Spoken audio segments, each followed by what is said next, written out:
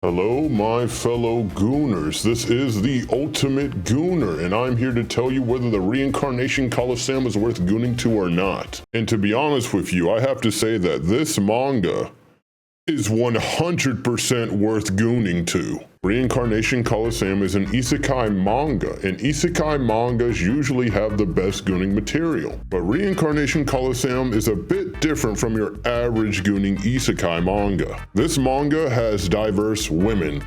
In other words, that means you can have diverse gooning sessions. Tired of spanking the meat to the old regular hentai archetype? Then how about a buff girl? And if you get tired of that, then how about a big titty nun? By the way, she's my favorite. I never been a holy man, but holy goddamn, I love me some titties. I could write a whole essay about titties, but let me go ahead and explain the story of Reincarnation Coliseum. As if anybody really cares for the story. This manga is about a high school student named Mikagami Koji, who gets summoned to another world by a head priest named Zad, and damn! The artist went wild drawing this character, compliments to the chef. Anyways, after Mikagami gets summoned, the head priest asks to have his skills appraised, because apparently the moment you get summoned into this world, you gain abilities. Unfortunately for our main character, his skill is copy. And that's his only skill. Mikagami thinks that this is the ability of the strongest characters in any manga. Don't know what mangas this guy was reading, but in this world, that skill is trash, horrible, repulsive, because it's a very rare trash skill. The head priest orders Mikagami to be thrown into the Coliseum as a sword-fighting slave, since she has no use for him. Once in the Coliseum, he meets another sword-fighting slave named Zulu, who tells him all the answers to the questions he has. He was summoned here in hopes of him having good enough skills to be a soldier and fight in the war between the country he's in, Bumbledore, against the neighboring country, Dumbledore.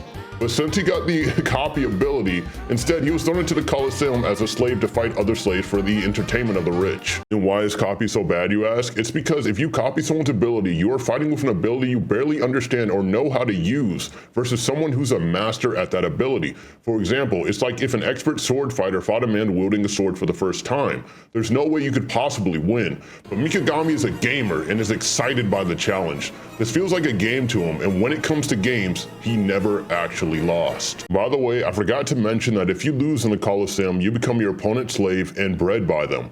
That's the gooning part. Also, if you're curious if a girl beats a guy, how would that work? What happens is the man is turned into a woman, and then the girl grows a dick and goes to town on you. So, you know, that's cool. Anyways, Mikagami's first opponent is Torture Mary, who's a gladiator who specializes in beating summoned nobodies. Also, let's take a second to appreciate how this man, Zunta, can make shadows arousing. This man has a gift from God, a gift all us Gooners should deeply appreciate. Now comes the day of the match. Mary comes out taunting Mikagami, but Mikagami actually responds to her, saying that he will defeat her and then breed her, causing the crowd to get hyped up to see what this little guy can do.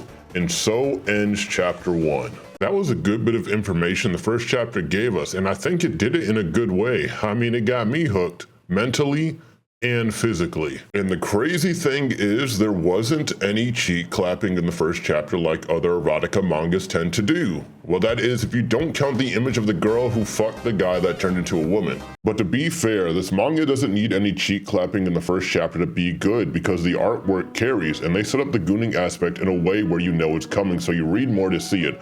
A lot of other erotica mangas throw in sex randomly to keep the viewer wanting more, but this manga has a formula when it comes to this. I call it the Goon formula.